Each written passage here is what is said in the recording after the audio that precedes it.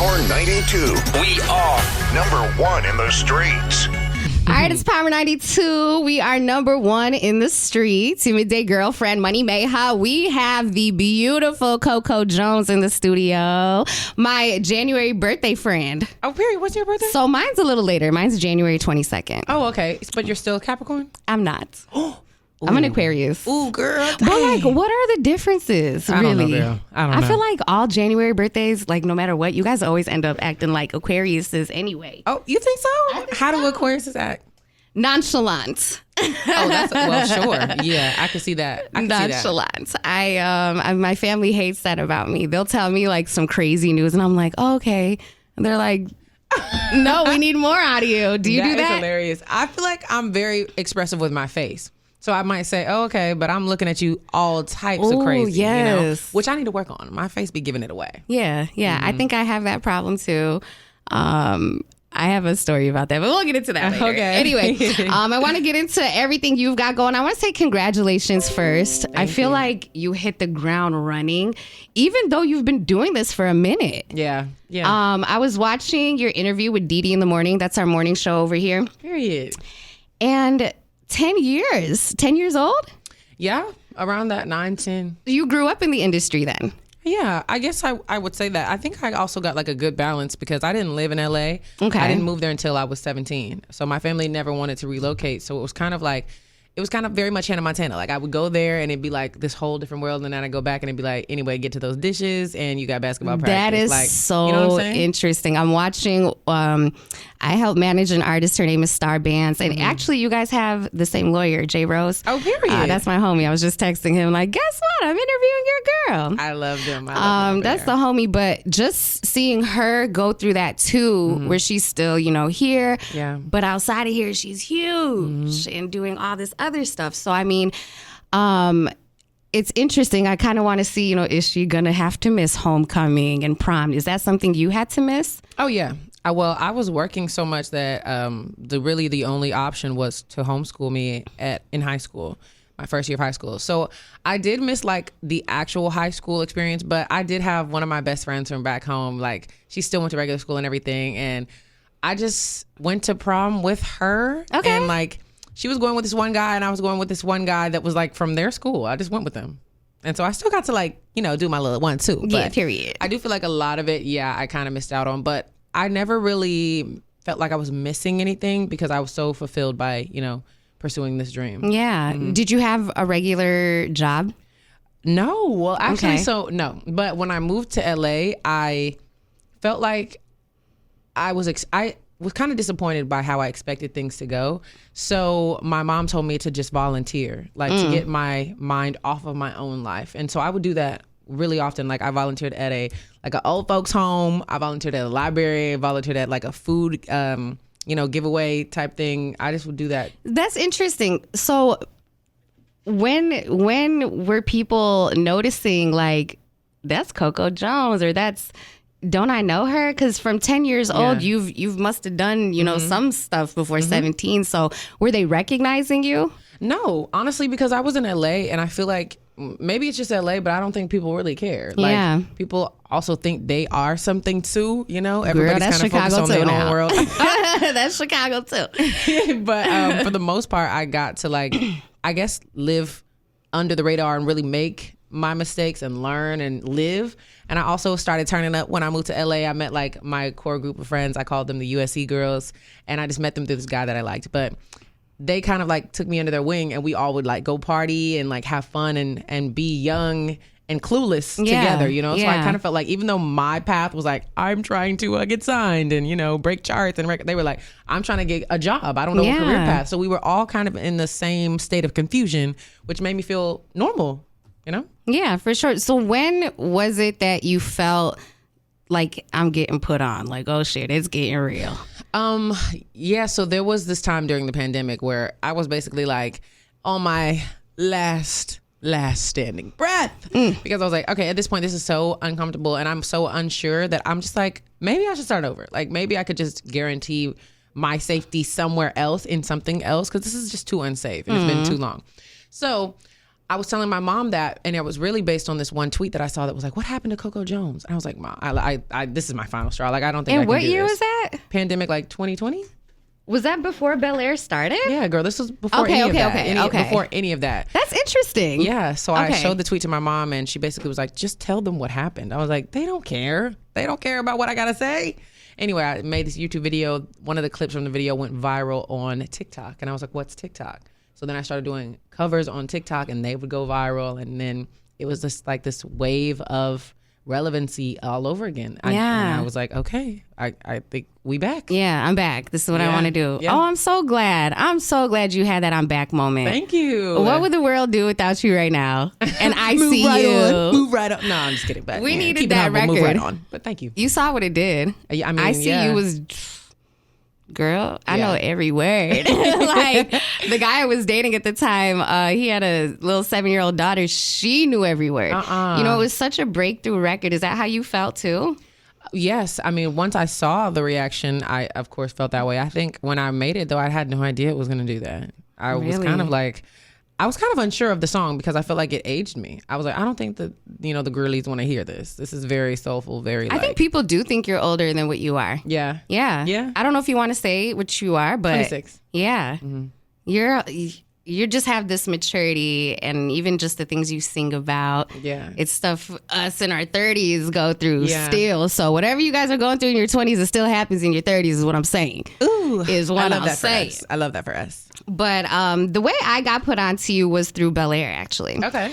So the acting before the music, but I'm so glad I got both of them together. How was your experience with Bel-Air? I just wrapped up season 3. Okay. What did you think? I want to know so much. I want to know if LaMarcus is really dead. Girl, the spoiler you just gave the world. I hope y'all don't tune in. I thought you was going to keep it brief. Yeah, You sorry, gotta y'all. watch it because the ending is The ending crazy. is, yeah. What else did I think?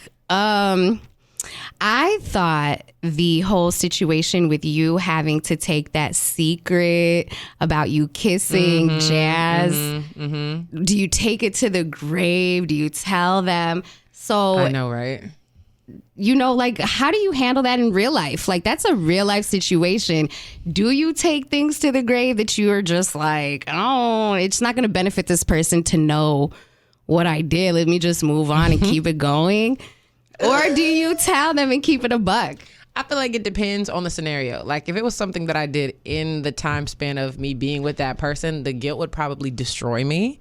And I feel like I would just have to say it for my peace of mind. You know what I'm saying?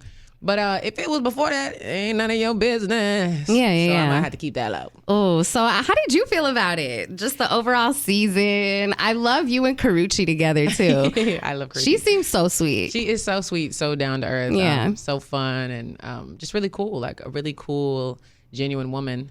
I feel like for me, I really do love being able to show that Hillary does not have her life together like that. I feel like it makes her more relatable. Yeah. And I know for me, I wouldn't want to watch a girl that I think has it all together. You know what I'm saying? And who can't be vulnerable, who can't make mistakes, who can't, like, kind of mess up. Yeah. And embarrass herself a little bit. I feel like watching it back, I'm like, girl, this is just not giving. But that's how it is in real life. Yeah. With my girls, it be things we do where we like, you did not eat that, but we love you. We love you. It's the Yeah. imperfectness of Hillary that I'm glad I get to portray. How did you find out that you got the role?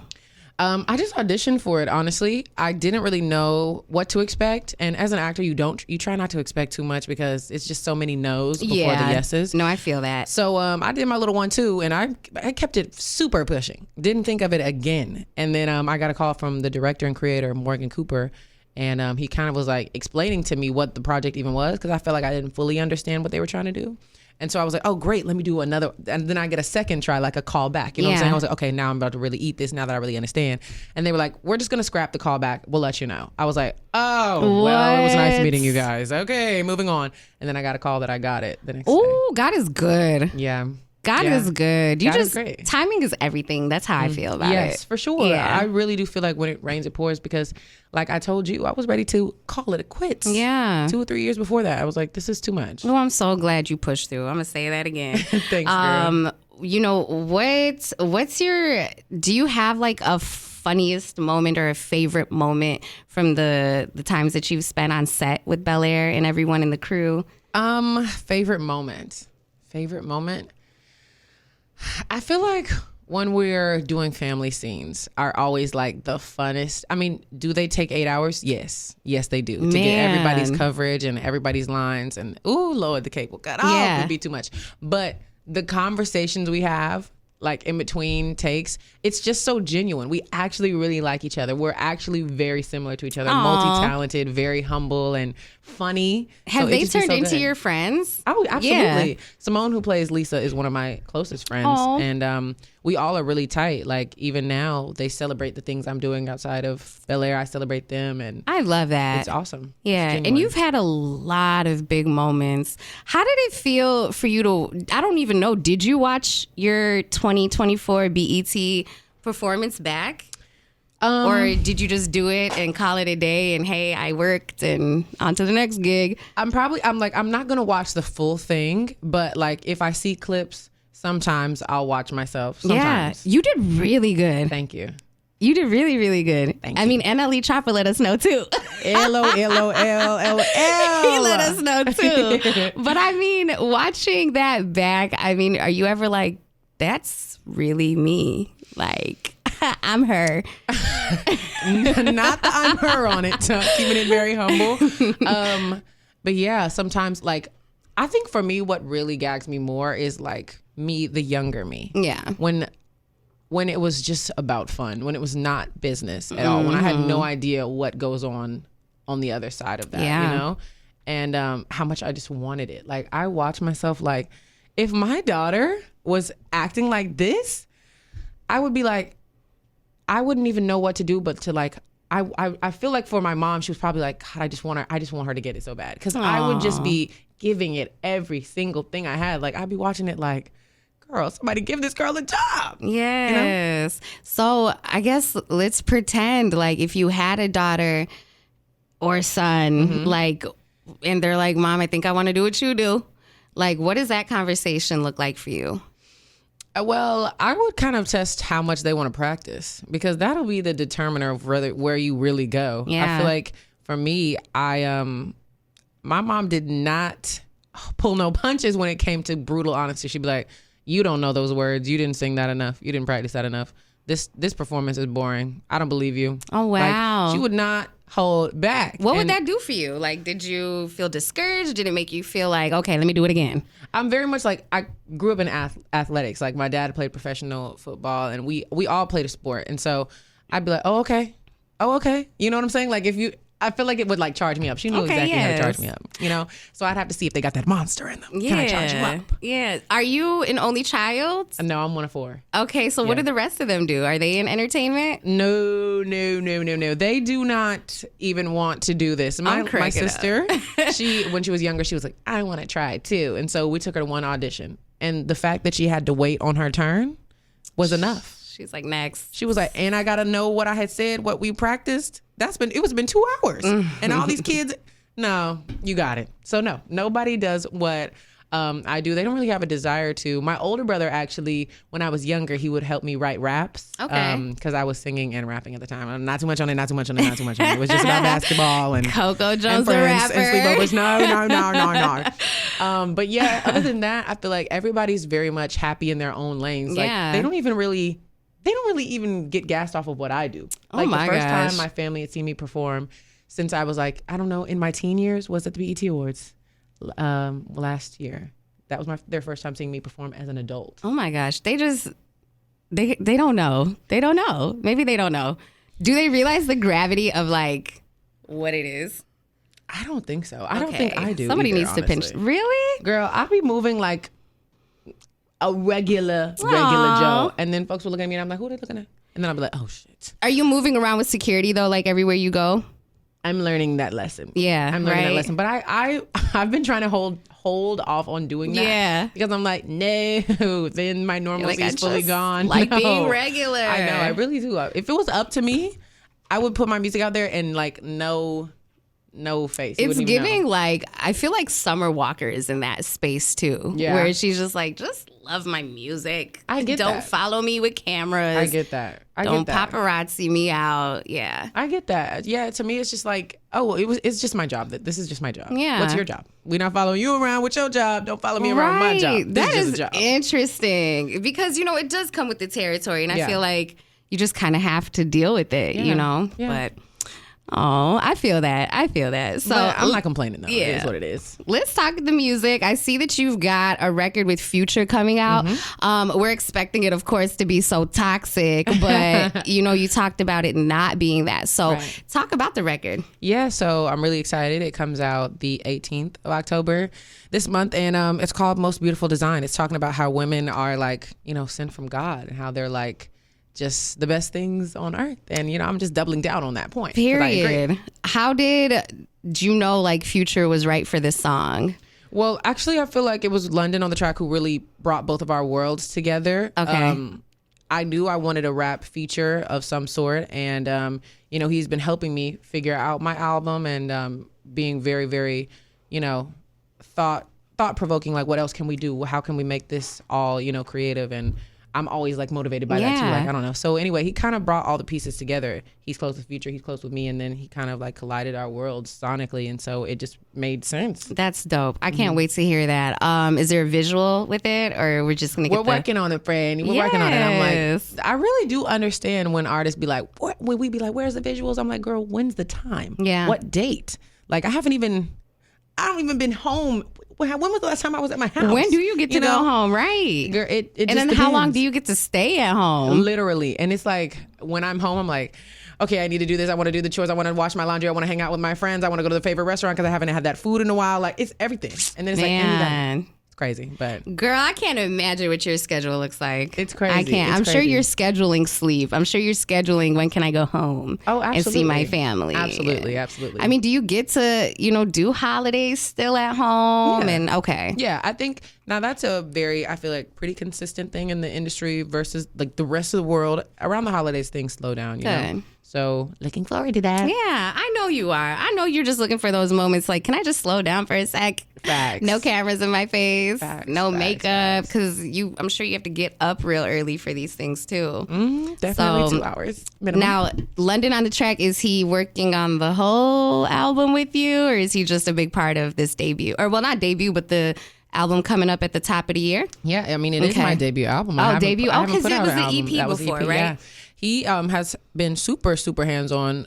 He's done a lot of the songs on the record. So I would say, yeah, he's a big part of it. And I think what I love about producers like him is like they challenge me. You know what I'm saying? Just like how my mom would be like, that ain't good enough.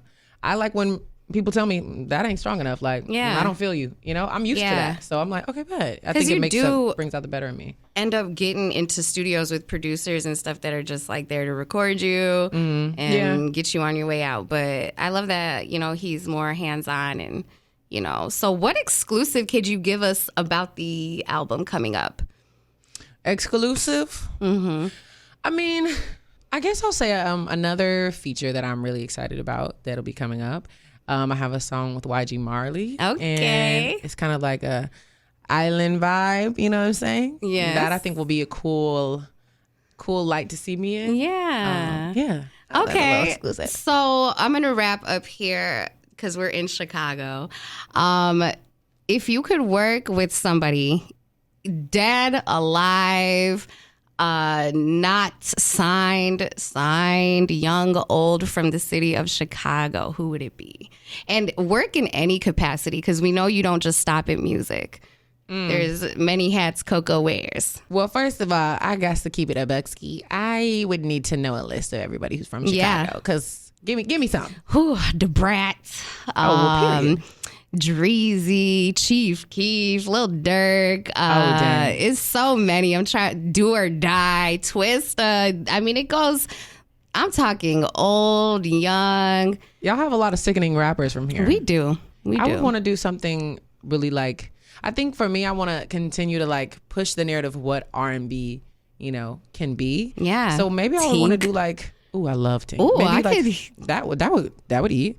Maybe like like really dark version of music. You know what I'm saying? I feel like I do a lot of heartbreak, but what if I was getting really aggressive? Then I could get like a little dark. Are you aggressive on this one coming up, or is it still, No, Most Beautiful Design is more like a trap ballad. It's more like lovey-dovey type vibes. But I think I could see myself doing that, like expanding on being angry. Like how Beyonce did Ring the Alarm. Yes, like you could really absolutely. I think you can too. I think you can too. What about a season 4 of Bel-Air? Is that happening? I could see it happening. I don't know yet. Yeah. I feel like we wouldn't know until top of the year what's going on. What's there. Period. What else do you want to leave Chicago with? Chicago. What do you want Chicago to know about Coco? Just that I love them and thank you for the support always. I am looking forward to being on tour next year. I'm gonna come to the city. I always get great vibes when I'm here, and I have so much fun.